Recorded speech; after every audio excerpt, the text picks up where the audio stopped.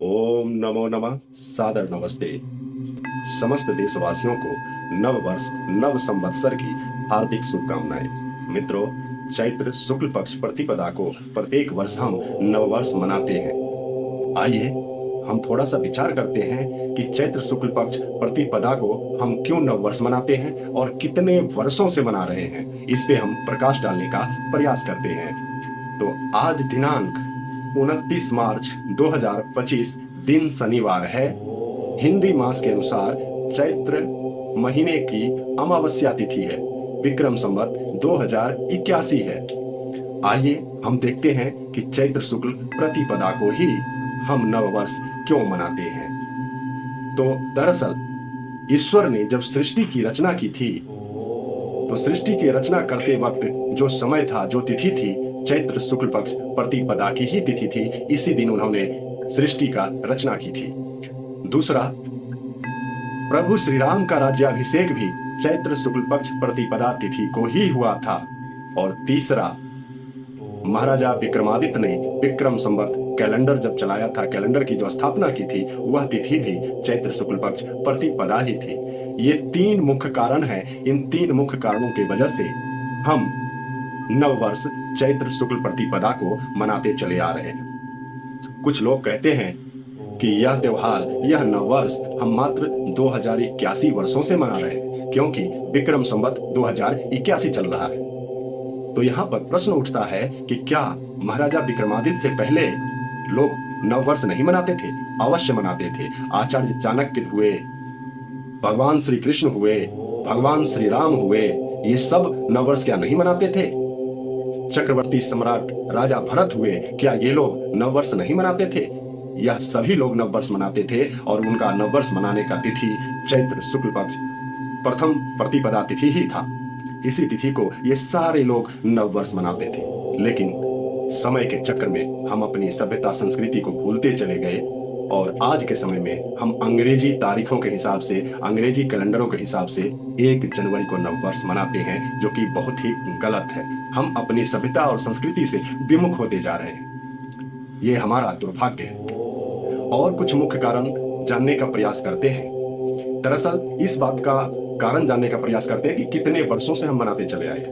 तो हम अपने घरों में कोई भी दैनिक पूजा पाठ या अग्निहोत्र यज्ञादि करते हैं, तब उस अवसर पर हम एक संकल्प मंत्र बोलते हैं।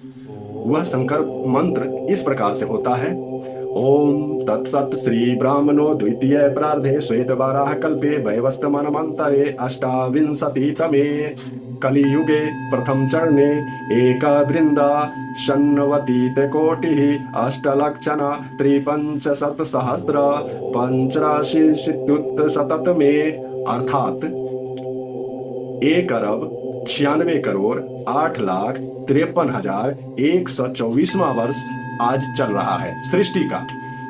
अब तक सृष्टि होने से लेकर अब तक 1,96,08,53,124वां वर्ष चल रहा है। इतने दिन, इतने काल, इतने वर्ष सृष्टि के हो गए।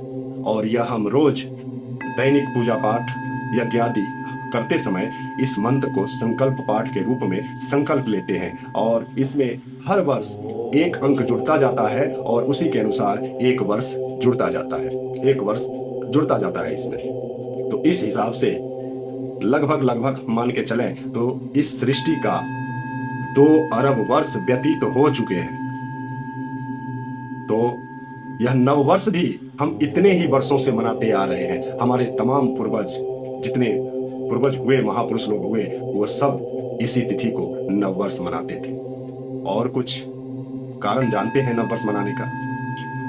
दरअसल चैत्र मास जो है, इस मास में, इस महीने में प्रकृति पूरी सृष्टि को अपने रंग में रंग लेती है। चारों तरफ हरियाली ही हरियाली हो जाती है।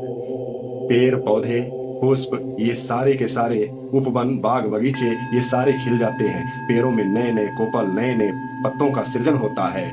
नए नए सुंदर सुंदर से पुष्प खिले होते हैं। घरों में नए फसल आते हैं, नया नया फसल आता है इस समय, इस माह में।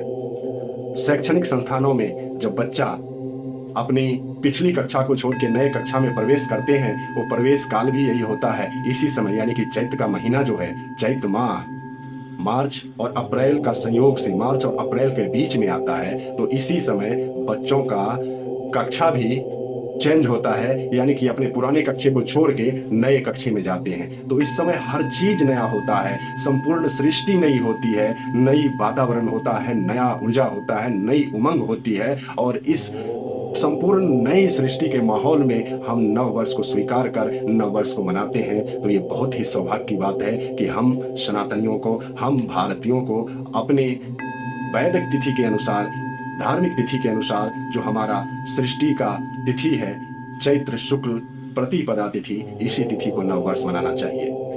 अपनी संस्कृति, अपनी सभ्यता को हमारा स्मरण रखना चाहिए।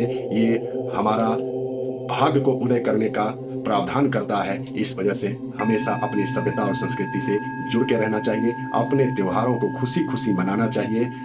इसी के साथ हम आप सभी लोगों से विदा लेते हैं।